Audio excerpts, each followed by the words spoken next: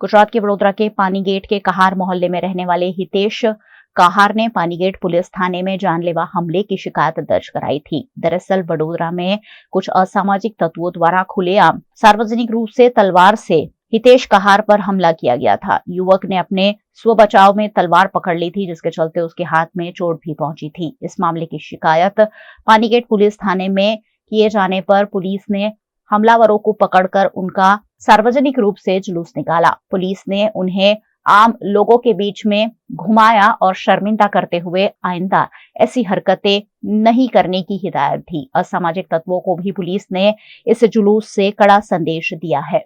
गई काले पानीगेट पोस्टेना बावचावाड़ खाते मोडी रात्रे एक कौटुंबिक झगड़ाने कारणे मारामारीनो बनाव बने, जेमां फरियादी हितेश कहारे 3 आरोपीओ नरेश कहार, हर्ष कहार ने शिवम कहार તેમના વિરુદ્ધ પાણીગેટ પોસ્ટીમાં ફરિયાદ દાખલ કરાવી છે, જેમાં મારામારીના બનાવમાં ચપ્પુ અને તલવારનો પણ ઉપયોગ થયેલો.